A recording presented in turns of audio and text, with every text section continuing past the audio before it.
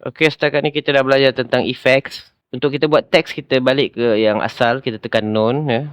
Ini yang asal. Jom kita betulkan teks kita ni. Kita buang yang ni sebab kita tak perlukan setakat ni. Okey, seterusnya kita pergi ke animate. Animate ni adalah untuk animate teks anda. So dekat sini bila anda tekan animate dia akan keluar beberapa efek animation kat sini. Anda boleh cuba satu-satu. Tak perlu tekan dulu, anda lalukan saja mouse anda. Setiap satu ni dia akan tunjukkan efek-efek animation yang tersedia untuk free version Canva ni. Dan anda boleh pilih lah. Ini kalau anda nak buat macam video ataupun presentation, sangat bergunalah design animation ni. Jadi kalau anda nak pilih, anda boleh eksperimen, cuba satu-satu sampai anda betul-betul faham tentang konsep penggunaan animate dalam teks ini. Okay, yang terakhir ialah position Position ni yang telah saya tunjukkan tadi. Sekiranya anda nak letak dia di tempat-tempat tertentu, anda boleh seret aja dengan left click anda dan letak di mana-mana yang anda rasa sesuai, atau anda boleh tekan position dan anda pilih di align to page ni yang disediakan ni. Kalau tekan right, bottom, top, left. Tapi kalau anda nak letak dia di tengah-tengah, betul-betul di tengah, anda tekan center dan middle. Kalau anda sekadar tekan center aja, dia hanya akan berada di tengah. Dia tak berada di tengah-tengah page kita ni. Kalau anda tekan middle, dia akan berada di tengah